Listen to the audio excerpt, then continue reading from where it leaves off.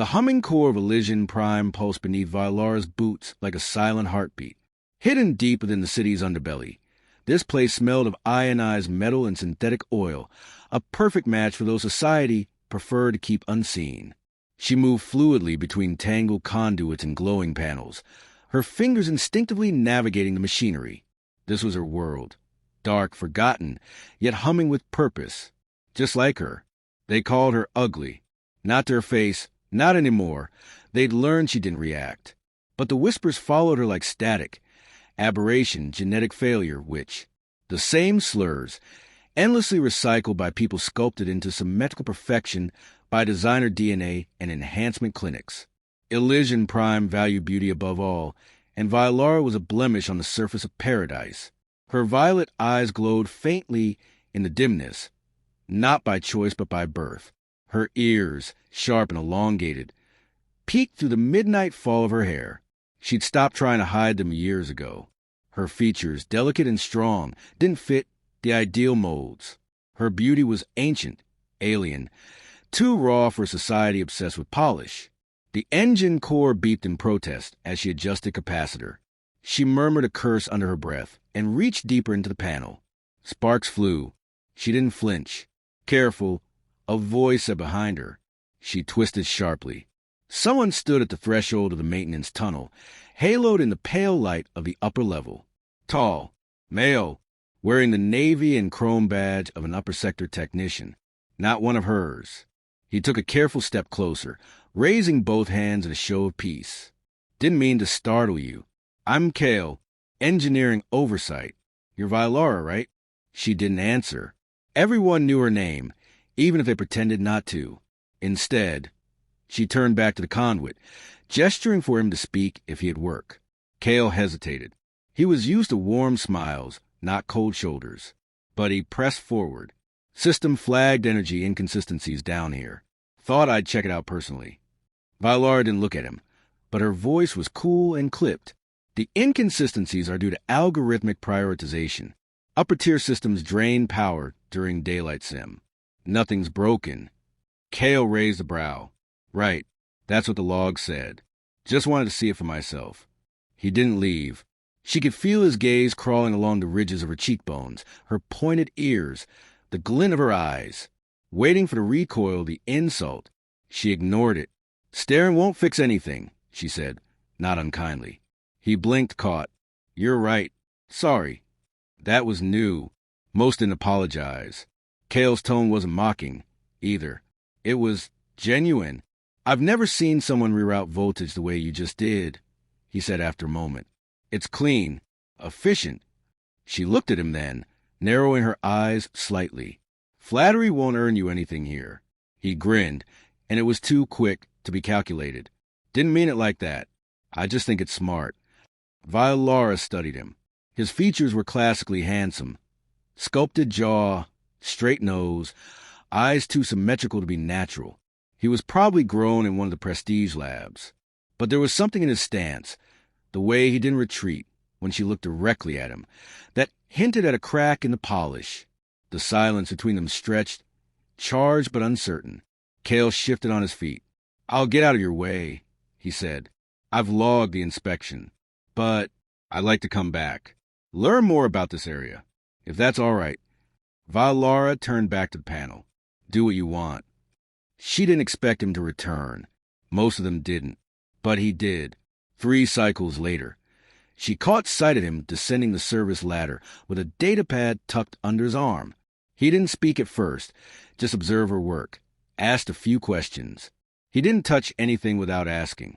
She appreciated that. Their conversations were sparse, technical at first, but over time, something began to shift. He started asking about more than energy grids. Do you ever go above deck? He asked once. She shook her head. Why would I? It's different up there. Clean air, real plants in the bio gardens. Simulated sunlight.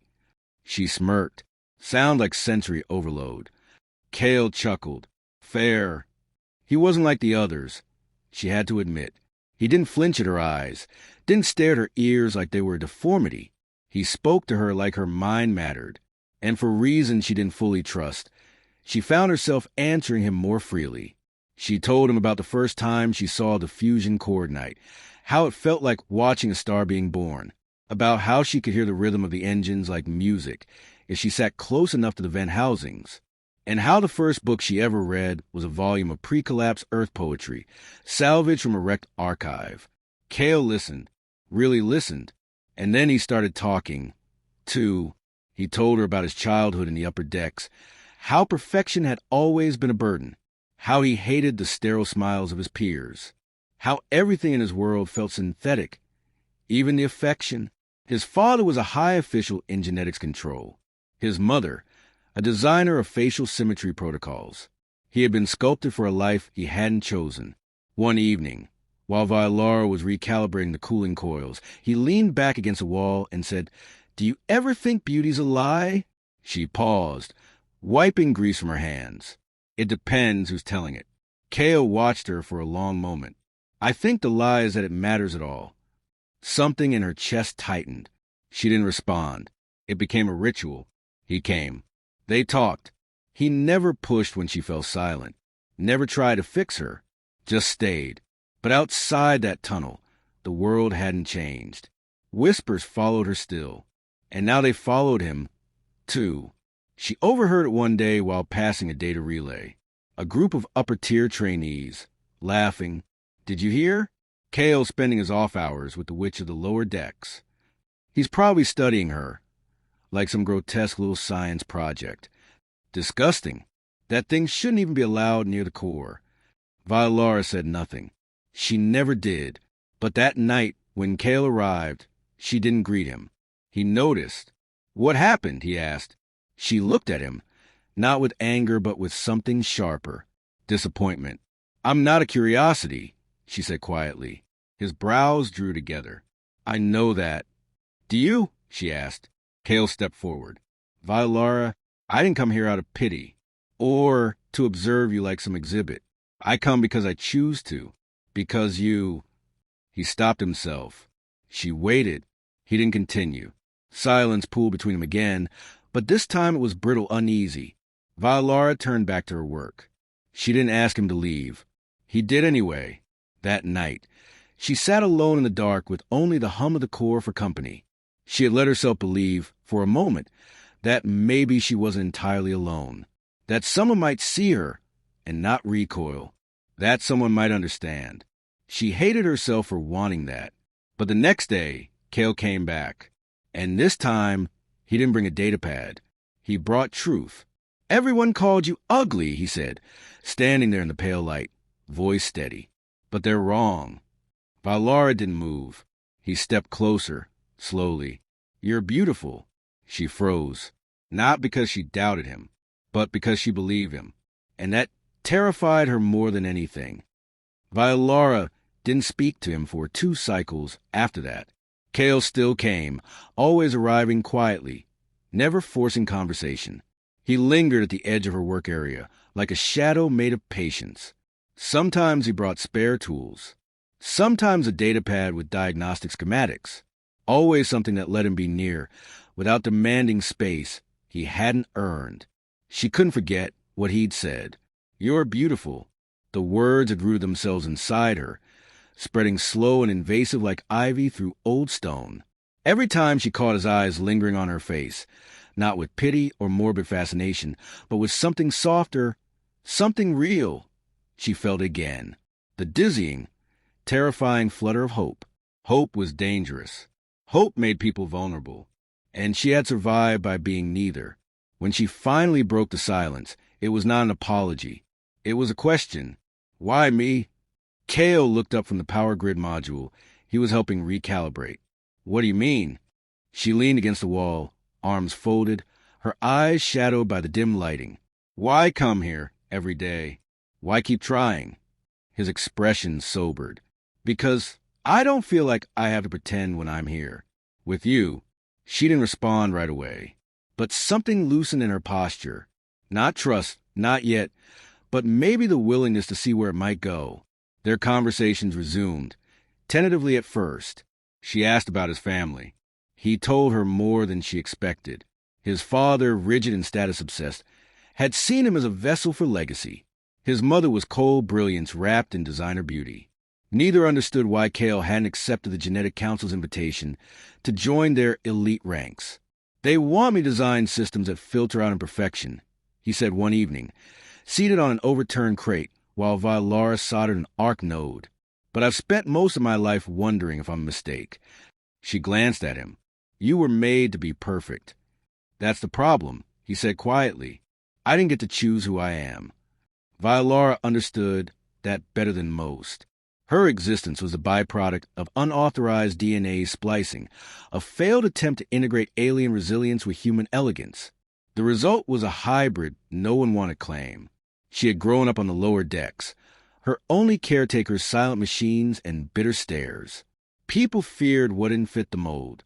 Still, she rarely spoke about it. But that night, as static buzzed faintly in the coils, she found herself saying, "I was born in a lab module on the fringe ring. They shut it down after me. Too unpredictable," they said. "I wasn't what they wanted." Kale didn't interrupt. "I learned to speak from service drones," she continued. "Learned to read by stealing old repair manuals. Nobody came looking for me. Not until I was old enough to work." A silence settled between them, deeper than the hum of circuits. "I don't think anyone ever looked at me and saw a person," she added. Kale's voice was quiet. "I do." She looked away. Her hands tightened around the coil wire. It was too much, too soon, but she didn't tell him to leave. The more time they spent together, the more the layers between them thinned. Kale started staying later, helping her with complicated reroutes or sharing stories from the upper tiers. Strange, glittering tales of artificial lakes and light gardens that seemed more illusion than life. Valara would listen, sometimes with quiet envy, sometimes with amusement. "Do people up there really believe lower-tier citizens are genetically contagious?" she asked once. He laughed. "Some do. Most just need a reason to feel superior." She smiled, a small, rare curve of her lips that made Kale stop mid-sentence. She noticed, and the smile faded. "They're not wrong," she said softly. "I am different." Kale leaned forward. "Difference isn't disease, Valara." It was the first time she allowed herself to believe he meant it. But the world beyond the maintenance tunnels had noticed too. Kale's friend stopped inviting him to social simulations. His supervisor issued a warning under the guise of conduct unbecoming of tier status. The council's algorithms began flagging his movements for pattern irregularities. One day, when Kale returned from a debrief, his knuckles were bruised. "They cornered me in the corridor," he said flatly when she asked. Valara stood still. "Because of me?" He looked at her then, fierce and unrepentant. "No, because they're afraid of anything they can't control." She didn't argue. It was a truth she'd known her entire life. Kale moved closer, lowering his voice. "They want me to stop seeing you." Her stomach tightened. "Then you should." "I'm not going to." "Why?" she asked again, her voice cracking under the weight of something she wasn't ready to name. He stepped into her space, close enough that she could feel the heat of his breath. "Because you're the only person who's ever seen me. Not the version they built, not the expectations or the protocols. Just me." Valara didn't step back. She wanted to, but she stayed rooted. She looked into his eyes and saw a kind of sincerity that scared her more than any insult ever had. But before she could speak, an alarm pierced the quiet. A red light flickered above the bulkhead. Power grid failure on level B. Both of them snapped into action. The moment was gone, buried beneath duty and urgency. They worked together in seamless coordination, sprinting through narrow passages, rerouting power, stabilizing the secondary coils. Sweat clung to Kale's brow. Valara's hands moved with the grace of instinct and experience. In the chaos, words weren't needed. When the core stabilized and the lights returned to normal, they stood in the echo of silence, catching their breath. Kale turned to her. "You saved the grid. Again." She shrugged. "We did." He smiled, but there was tension behind it. Something unspoken. "They're going to come down harder now," he said. "The council. The monitors.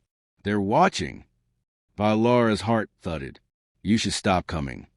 He met her gaze, unwavering. I won't. She didn't say what she was thinking, that she wanted him to stay, that his presence had become the only warmth in a world engineered to be cold. But she didn't stop him when he stepped closer. She didn't pull away when his fingers brushed hers. Just briefly, a whisper of contact that left the air charged and trembling. When he left that night, he glanced back once. She stood in the archway of the tunnel, watching him go, her silhouette lit by the soft hum of circuitry.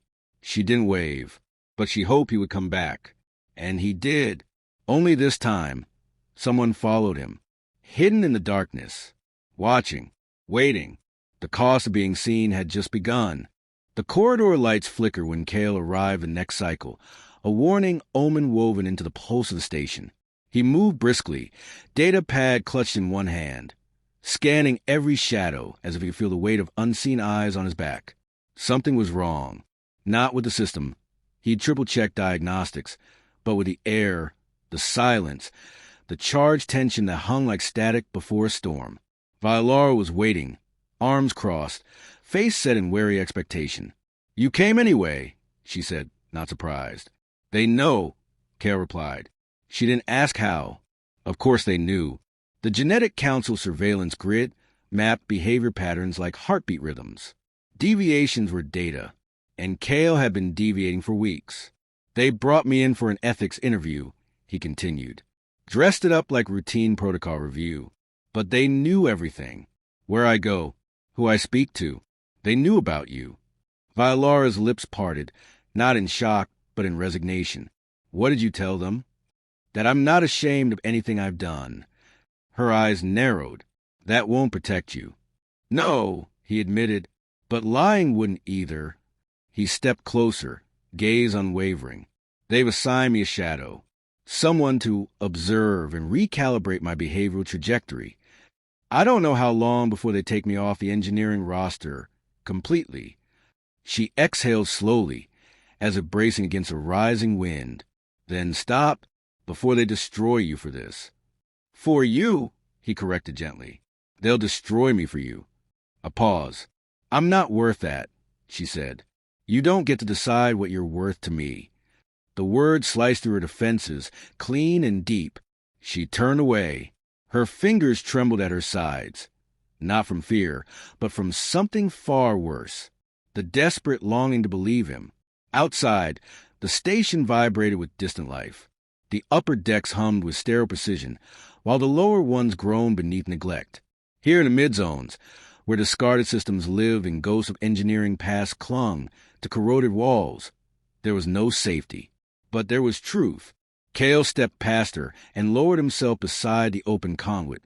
They had been restoring the past week. The silence stretched, not uncomfortable, but dense with all that hadn't been said. Then he spoke again. "They've tagged your ID." Valara turned sharply. "How do you know?" "I accessed the registry before it locked me out. You're flagged as an instability vector." She went cold. The designation was rare and dangerous. It meant not just exclusion, but erasure, a pretext for removal, a sentence without trial. "I've survived worse," she said, but the fight in her voice was thinner than before. "They're not going to let you survive this one," he said, quiet and steady, "unless we run."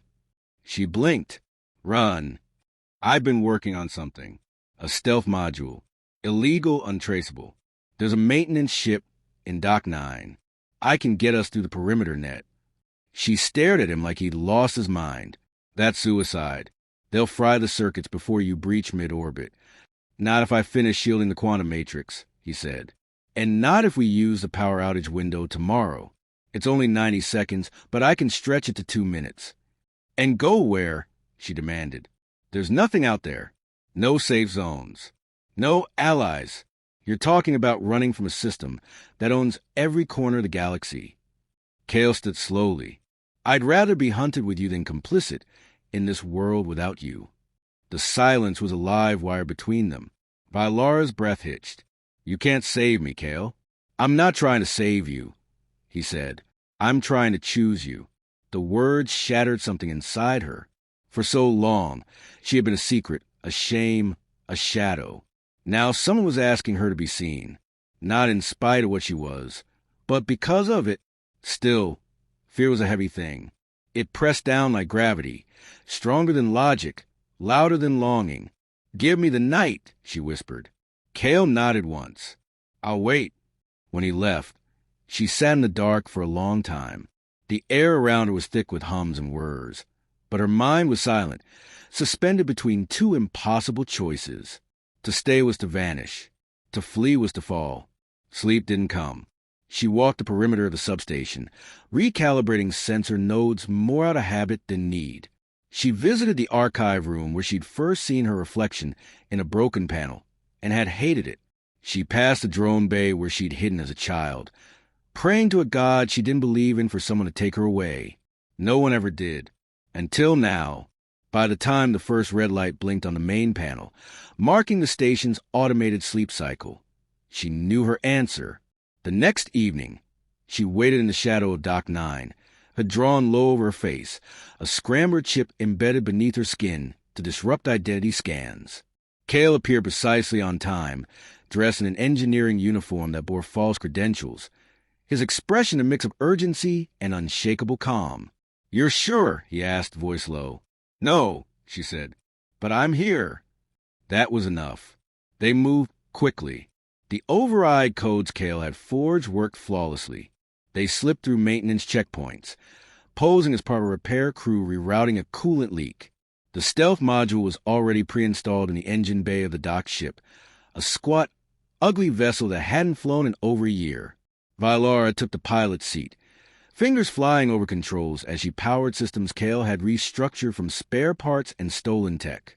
The dashboard flickered to life. Engines groaned with rebirth. Then came the alert, power drain scheduled. Grid lapse in 30 seconds. Cale was beside her, already inputting coordinates.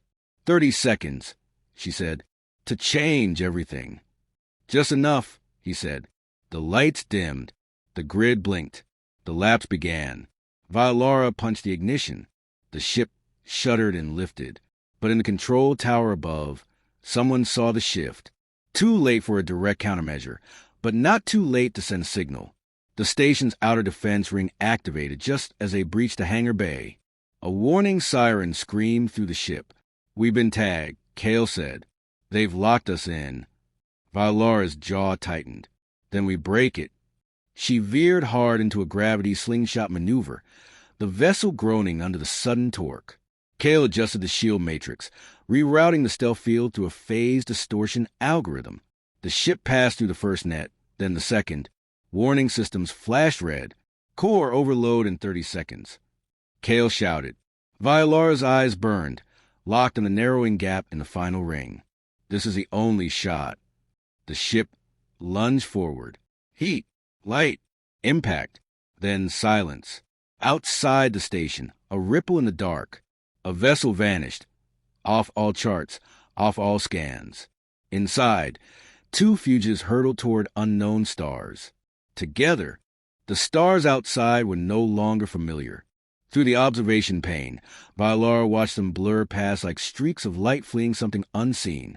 The stolen vessel drifted through uncharted space now, its systems running on emergency cycles, its shielding barely holding. Silence had become their constant companion. Thick, persistent, occasionally interrupted by the mechanical wheeze of overstressed circuits. Cale was asleep in the co-pilot's chair, head tilted at an awkward angle, a thin cut still healing on his jaw from the breach maneuver. He hadn't said much since they'd escaped the station, but the weight of what they'd done hung between them like a third presence. They were fugitives now, labeled destabilizers, marked for termination. She hadn't asked him if he regretted it, because she didn't want to know. Valara turned away from the stars. The interior of the vessel was small, functional, and cobbled together from half-patched tech. She had made her peace with discomfort long ago, but it was the stillness that unnerved her, the quiet after the fire, the days without alarms or footsteps echoing behind her, no cameras tracking her gaze or slurs muttered as she passed. Freedom, it turned out, was disorienting.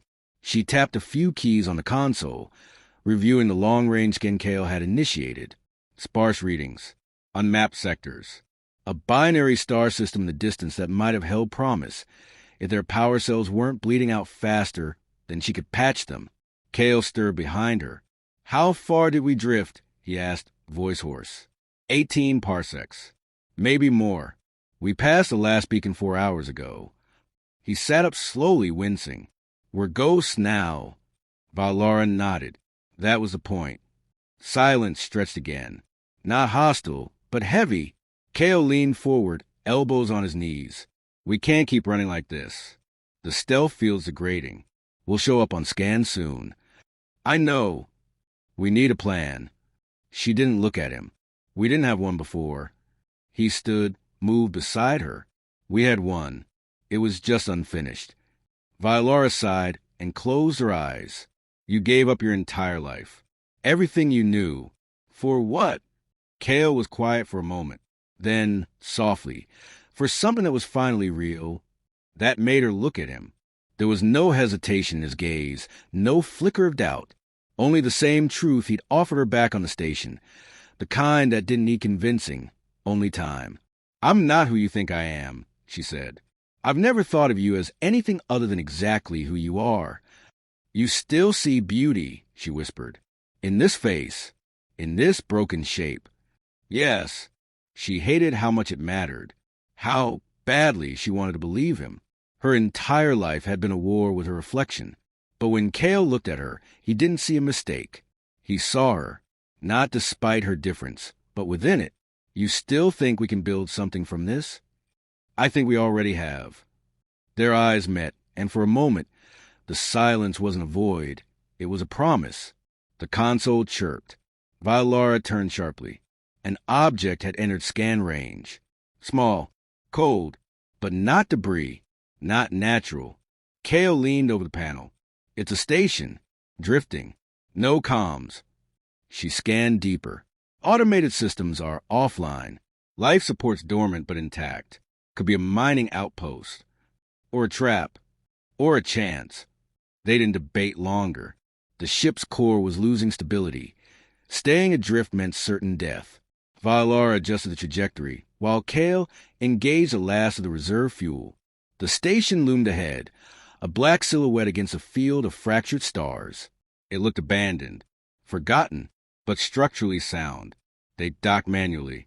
Inside, it was dark and cold. Their boots echoed against the metal flooring as they moved through narrow corridors lit only by the flicker of dying emergency lights. Dust clung to every surface. No signs of life, but also no signs of danger. Valara found a power core and began diagnostics.